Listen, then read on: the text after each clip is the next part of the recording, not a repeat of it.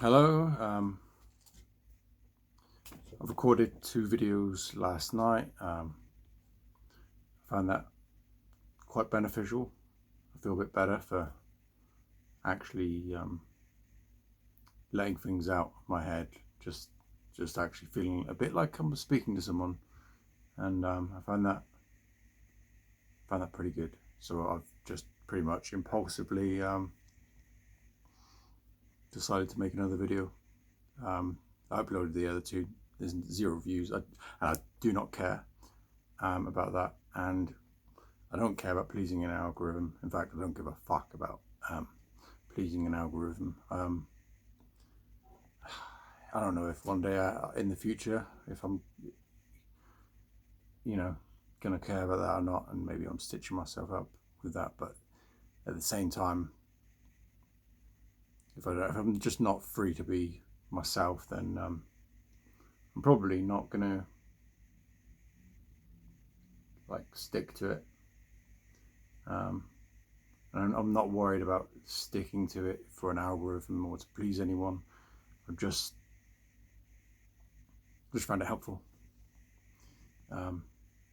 Putting it out, I think, to if I could be recording videos and just have it for myself and not put it out anywhere in public, which I just don't know if I don't know if I would bother with it so much. Like, I think putting it in front of other people kind of makes me have to think as if I'm speaking to someone. So, in the same way as if you were speaking to people, there is a cap on the sort of things that you might say, not to offend people, or just general things that is all part of socializing, so I guess it's just my version of socializing, talking to my phone, basically, which I hate. I hate my phone. Not because it's an old phone now. Samsung Note 9 is what it is. I think everyone's out of the house, so it's just I feel a bit free as well to record right now. So yeah. So yeah, the usual diblets. I'm just I have my ADHD, autism, avoidance personality disorder, depression, social anxiety. Just I'm a hoarder. So much shit. So what do I want to talk about? I don't fucking know. No, this is a depressing time of year for me. So, as I've mentioned before, seasonal affective disorder, only it's not technically, because I get depression at other times of the year. So things are going to get pretty bad, and I want to make sure.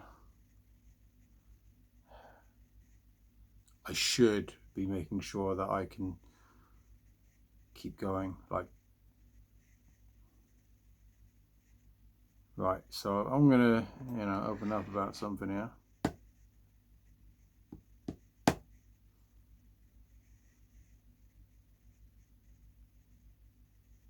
My life is it's gone through some fucking shit stuff over the last few years, and the worst of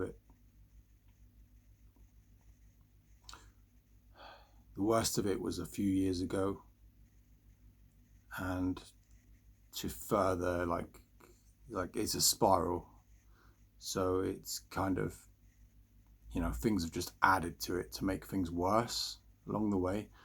So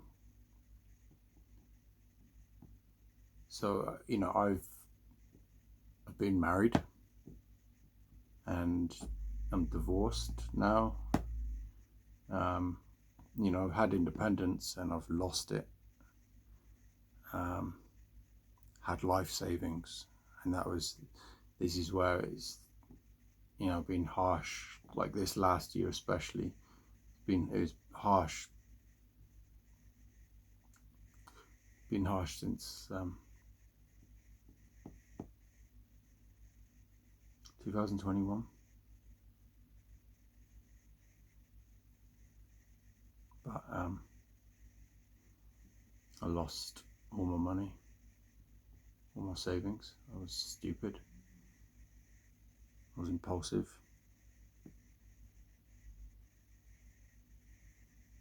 I think that combined with my age being, turning 40 is and the loss of independence has really exacerbated things. It's really turned things into making me feel like there's no future. It's not just, you can be depressed. And by the way, I'm not saying that I've only just, got avoidance personality disorder or anything or any of my disorders from since then. It's this stuff that's always been there. But in terms of, you got depression, and it's like it can be like just purely an imbalance in your brain, and it's just like how you're dealing with things. But for me, like now, it's not just that; it's circumstantial.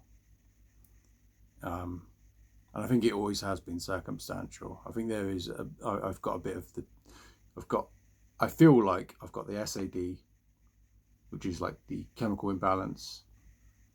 So I'm sensitive at different times of the year. Like even like in summer, I can find my anxiety's raised. Like feels like when I go outside, everything feels so open. I feel exposed to being like watched and stuff. And not because anyone would particularly want to watch me. But it's just that's how it feels. I feel like very self-conscious, but in the autumn winter, like it gets pretty very depressing. Suicidal thoughts like increase. I start getting the feeling of I need to do it soon. I need to, and I look for windows of opportunity where that's going to have the least impact on other people. But because I'm thinking of other people, I don't do it. And it's frustrating because I don't want. I just feel like I live to stop other people from having pain. I feel like I'm just a background character that no one really cares about. I know people do, but this is how it feels. I feel like I wouldn't have any impact. Like it's not like people see me. I'm just a background character. It's just people know I'm alive, that's all. Like otherwise I'm just like just something that doesn't really exist. You don't know if I exist or not because you don't see me. Maybe I just pop into existence for whenever people see me. Am I even a person when they don't see me? Just going into a bit of philosophy there. But Schrodinger's cat. I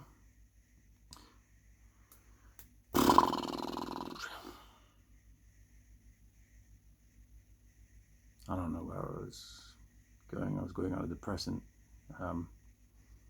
line of thinking. Anyway, yeah, my depression. So it is situational. I lost my money gambling on the markets, like almost entirely from like trading crypto and trading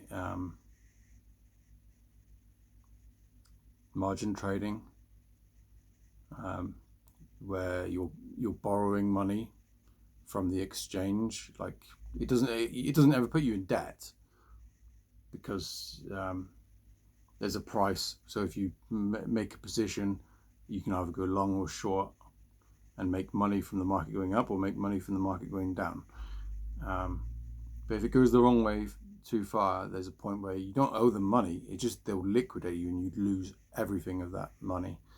And so being liquidated is one way of losing your money, but it's not the only way, like, because you can have stop losses. So if it goes to a certain price, you take your money out automatically at that price, and so you've made a loss. And if you keep doing that when the price is just going up and down, then you're eventually losing all your money. Like, it took a long time to lose it all, and I was adding funds. But last year in December, I wasn't thinking straight. My depression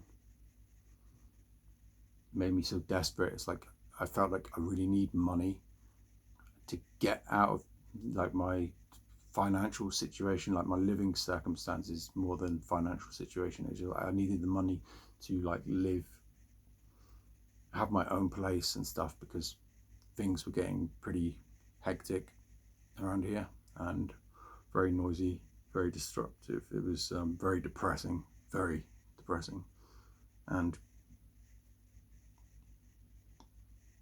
I gambled. I just fucking gambled. Lost thousands and thousands of pounds.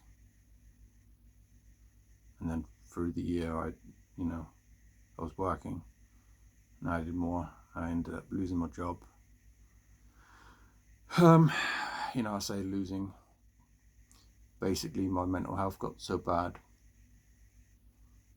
that I just ended up not showing up to work. It was like, what's the point? I'm just throwing whatever I earn, I'm throwing away. And my intention was to commit suicide. That was my intention. So I didn't feel like I was going to have to live with the consequences, because I just thought, well, if this all fucks up, and then I won't be around, so it doesn't matter.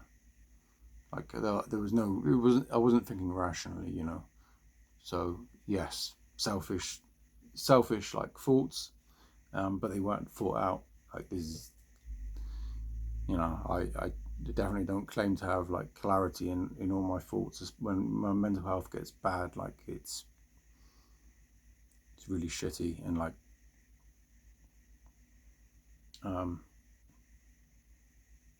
and there's another frustrating thing about this all that that really adds to it, and it's that I've put a lot of hours into finding correlations. Like, so I've learned traditional stock markets, like trading methods. I'm not saying to the biggest degree, like, but I know a fair amount of it. There's a lot that can be learned that I haven't. So I'm not going to say I'm an expert, but part of me not learning some of that stuff, like going too in depth with some things, is because I didn't want to be locked into a box of how you should think about markets. I wanted to do my own studies of the charts using certain indicators and like finding correlations and trying to find something new, perhaps. And I feel like it did. It's given me like high predictability, like for the market in like longer term. Like short term, it's actually harder. And as I say short term, as in like within the hours, I can tell where there's going to be like most likely strong resistance. I can put probabilities to like what's going to happen when it reaches a certain point. You can't ever know for definite what's going to happen, but that's where you assign probabilities and like the risk reward. Anyway, so like for instance, the SP 500, like I wasn't even trading it previously. I heard like a YouTuber promote that and how they predicted it was going to do so well, and like they were pretty much like hyping it up in some way and like saying it's got a future and everything. So as someone who was just trading crypto really before that, You know, a little bit of this and that, but not very much. I decided, all right, then I'll have a look at that. So then I looked at the charts using my method, and I found that I seen something in the chart, and I was like, wow, like the timing is like perfect. There's them hyping this up, and I can see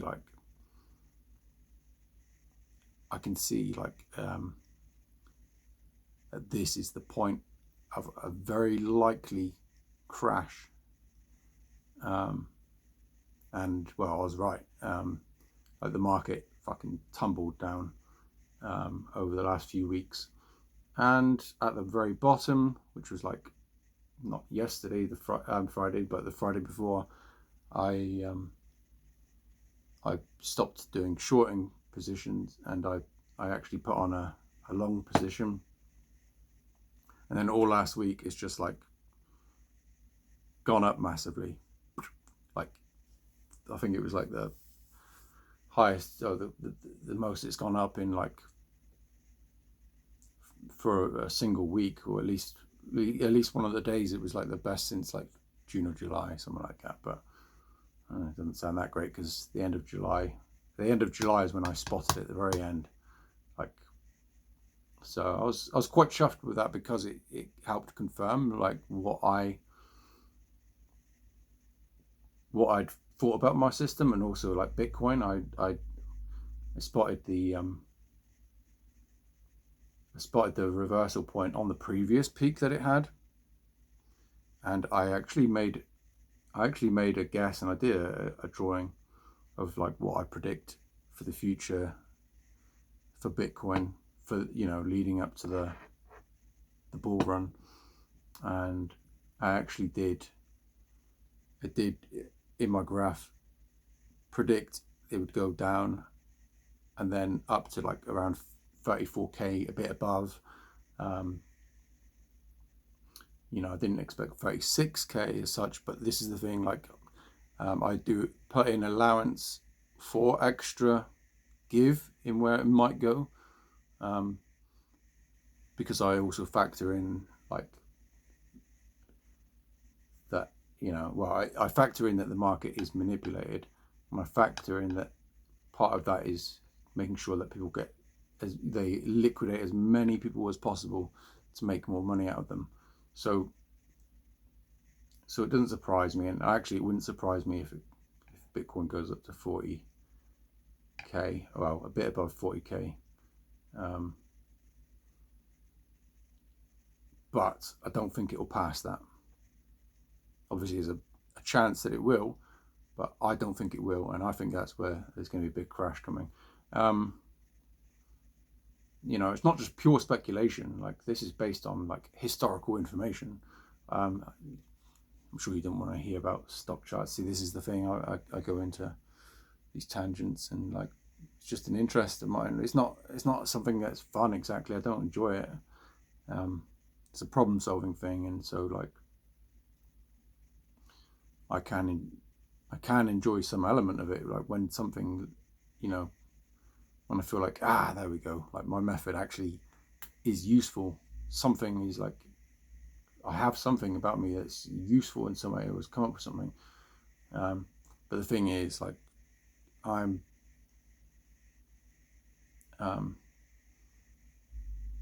a very bad trader because of my impulsiveness.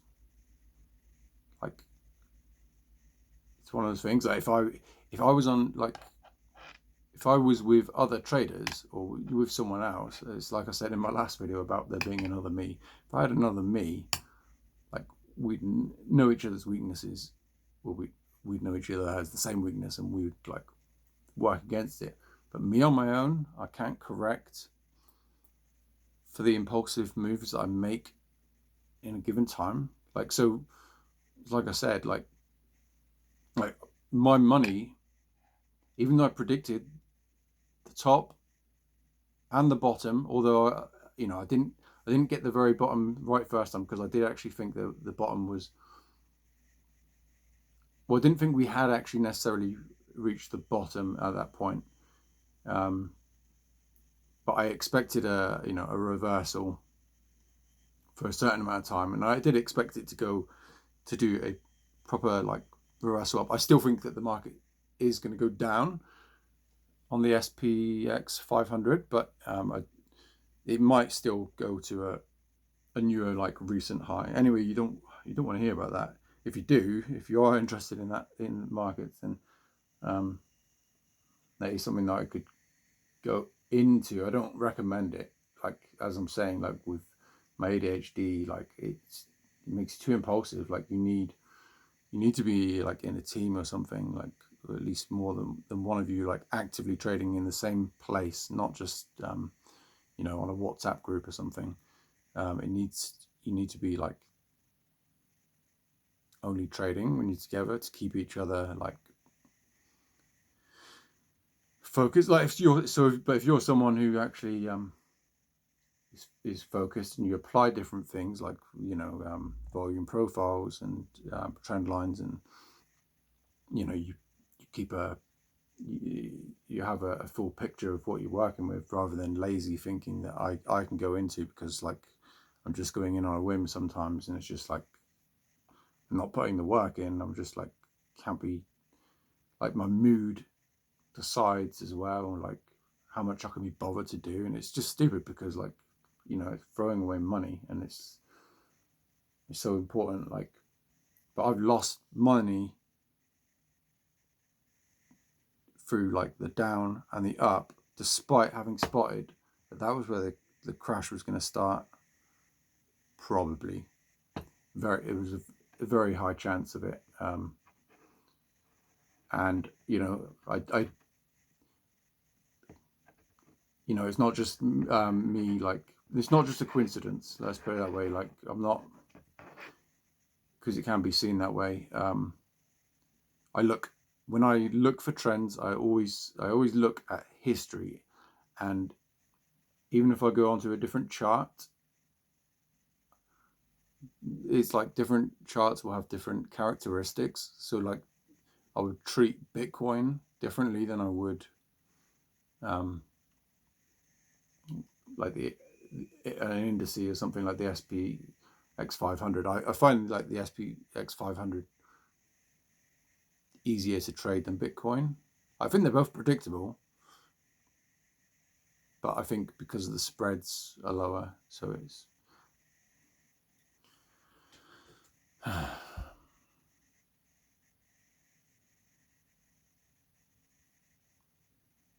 sorry. Who am I apologizing to? You're not freaking watching this. No one's watching it. Right.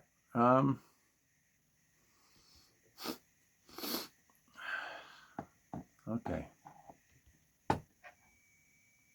No, it's pretty handy actually that it doesn't matter what I talk about, because this is the boring stuff that no one else would listen to, but I can actually talk about it. So no, I will carry on talking about it.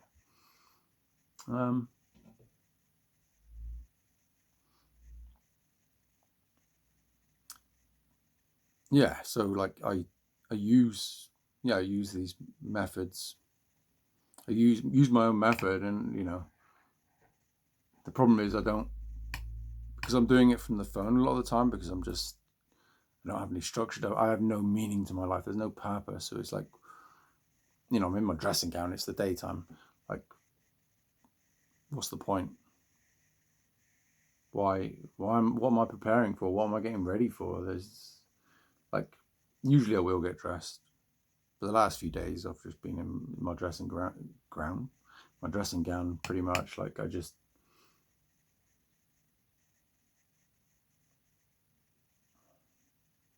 I just don't want to exist anymore, and that's just always there. Yeah. So my last job was a good job. Like not good as in like well paid, or a particularly taxing job, but it was doing online sales. So that was for a second-hand store, and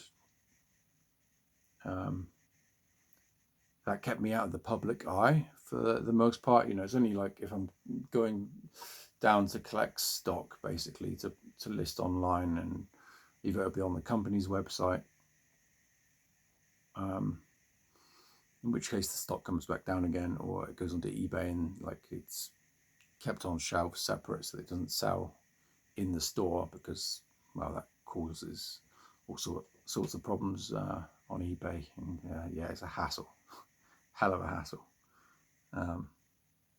But yeah, I did that job for about 5 years. 5 years seems to be about the standard time that I can stick to a single job, and then after that, it just seems to be like the last year or two is, I always find, like, I get, I don't know, burnt out, or my mental health deteriorates or something, and like I'm just taken out of the job. Myself, it's me that destroys it. It's not like getting sacked or anything. Like, I've actually found employers very good when it comes to like mental health. Like, for me, I know that's not always going to be the case with people, but I found them to be understanding and kind, and they might not understand it exactly, of course not, but they give the impression of understanding, and actually the main thing is I know that they care. They do genuinely care. And so, like,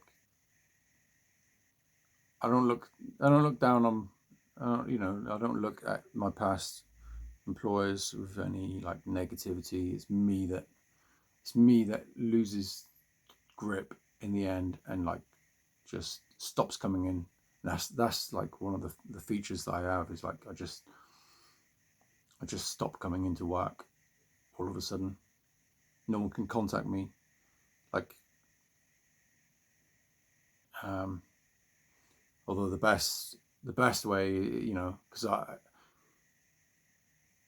there will be some kind of contact, like, I guess, like, basically it'd be through some messaging service, like just text message, or that's the best way of like me being able to communicate. Like, when I'm that bad, like phoning me up, like, is not likely to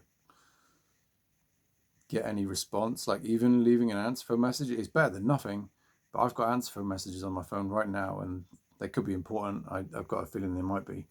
But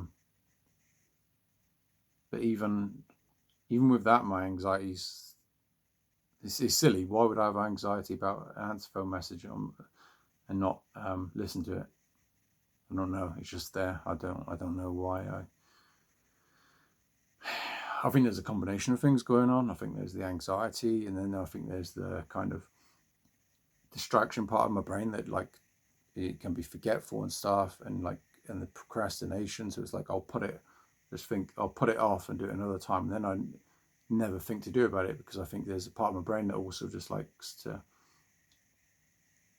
is almost like it makes an effort to not think about these things, like burying your head in the sand. So it's like even trivial things can like just really amount to something massive for what would seem like no good reason. It's strange, and it's not. I'm not functional in society. Like, I feel like I could be functional within like certain groups, or with another person or something, but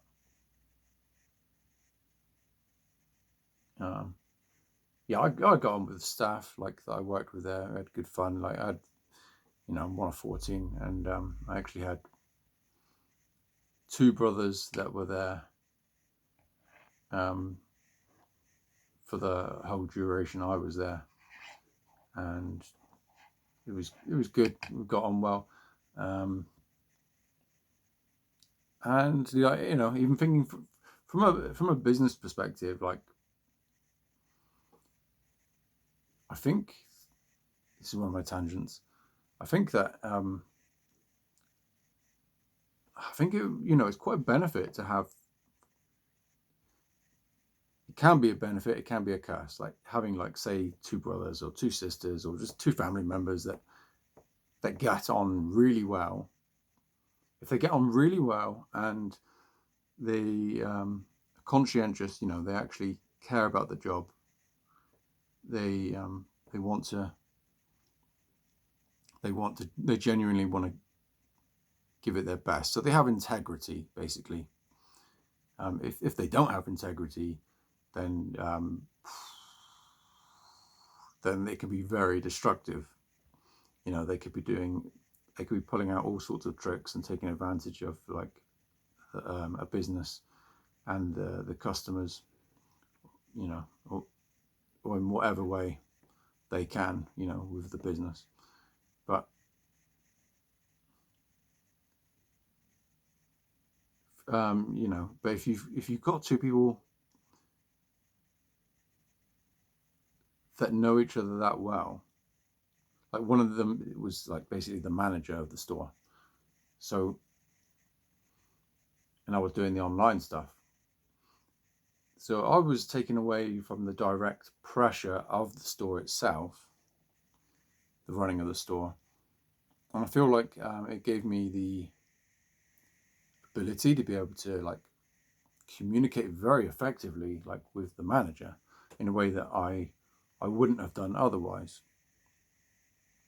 Like, we both know how to take each other because I'm actually the older brother and he was the manager, so it's like, and I didn't have any problem with that. People made comments about that, like, why are you listening to your younger brother, or, something like that, just trying to make it a shameful thing or something, like you should be embarrassed. But they weren't trying to make it necessarily like that, but they were just doing it in a fun way, I guess, how it would make them feel. I don't know, but it didn't bother me. Do you know why? Because, like, I actually respect my brother, and he's a good manager. So and he had integrity. Not that he'd always played out his role with integrity. He'd gone from, like, a teenager and, like, but he's progressed over the years in his, like, integrity and, like, wanting to do the best for people, and I have a lot of respect for that.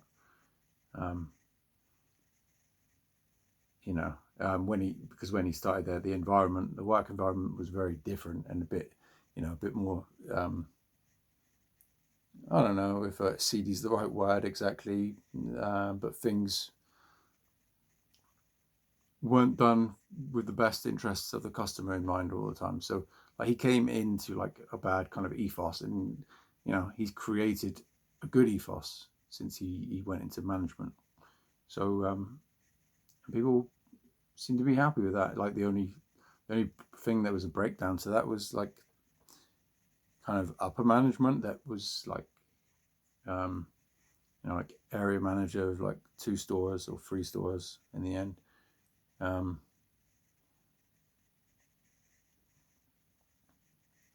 Kind of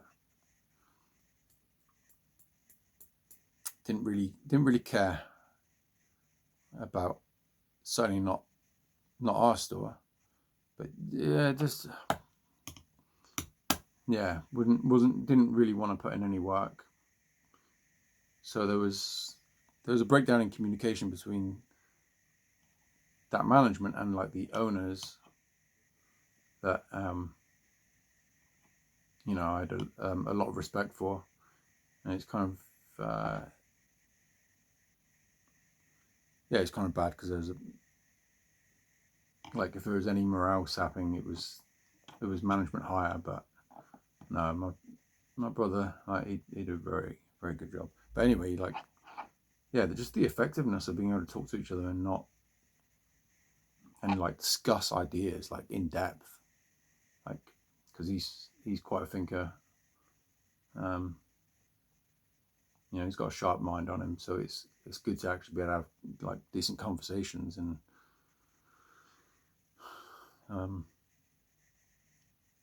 you know, come up with ideas and ways of doing things, improving things. So you know, it was beneficial. Like, you know, I think quite a lot was achieved from that. Anyway, I'm gonna stop the video there, but yeah, I lost that. Lost everything because of my impulsiveness.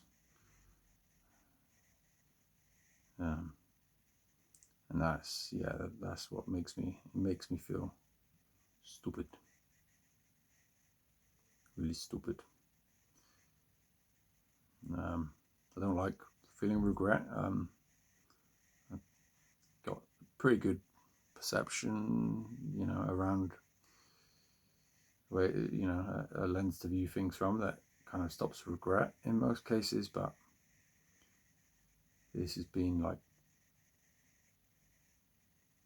the last over 10 years now has been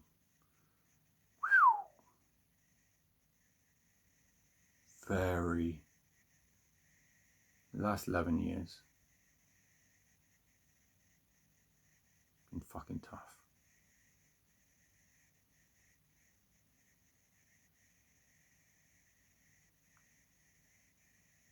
Don't want to do it anymore. Okay, I'm probably going to carry on, so I'm just going to end this video and start another.